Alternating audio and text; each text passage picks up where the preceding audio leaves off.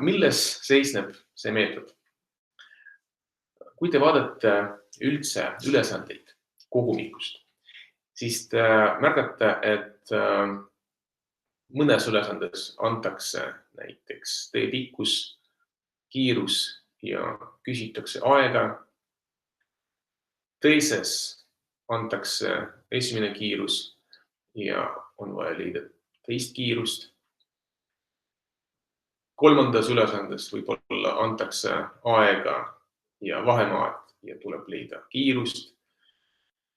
Mõnes ülesandes antakse iga keha kiirused ja antakse näiteks vahemaa ja on vaja leida aega, millal nad kohtuvad. Ja põhiline raskus seisneb selles, et õpilane ei näe süsteemi ja iga uus ülesanne tema jaoks on nagu puhas leht. Juhul, kui teie loote mingisuguse tabeli, tähendab, et tavaliselt valemis, igas valemis on 3 olulist muutujat. Võib juhtuda, et rohkem, aga tavaliselt kõik teised on kas vähem olulised või need on konstantid.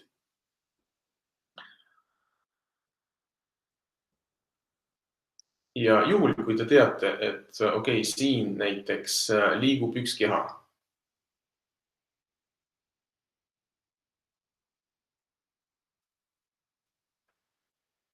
Siin tuleb leida vahemaad, siin tuleb leida kiirust ja siin tuleb leida aega.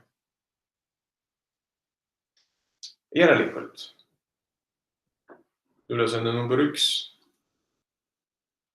läheb siia. Ülesanne number 3 läheb siia. Ja tekib küsimus, miks meie kogumikus ei ole sellist ülesannet, kus on vaja leida näiteks vahemaad.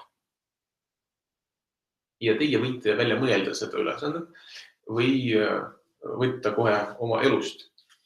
Juhul, kui te teate bussi kiirust ja te teate aega ja märgate ja mõtlete, et kus me praegu oleme, väljas on pime, aga juhul, kui te teate, mitu kilomeetrit olete läbinud, siis mõõdate niimoodi näiteks Tallinnast või Riiast, kus piirkonnas te tõenäoliselt olete. Ja siis te teate, et kõiki neid tuleb lahendada ühe valemiga ja lihtsalt avaldada ühe suuruse teise kaudu. Kui liiguvad 2 keha,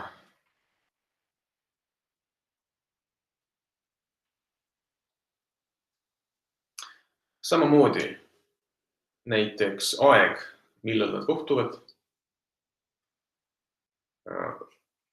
teise või esimese keha kiirus või läbitud vahemaa.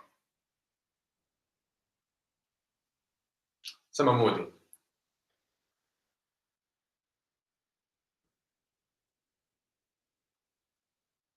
Oletame, et kõik need ülesanded on ühtlase liikumise kohta.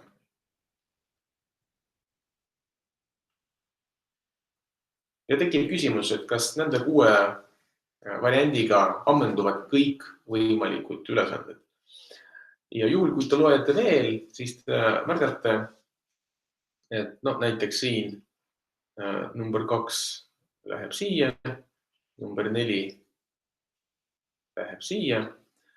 Jälle esimene lahter jääb tühjaks, nii nagu keemiaelementide perioodilisuse tabel juba vihjab sellele, et siin peaks ka midagi olema. Juhul, kui me jätkame seda analoogiat, millised ülesanded sobivad 3.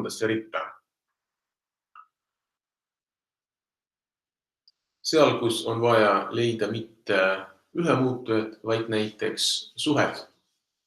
Mitu korda üks kiirus on suurem kui teine. Seal ei pruugi olla mingeid numbreid, seda võib lahendada lihtsalt analüütiliselt.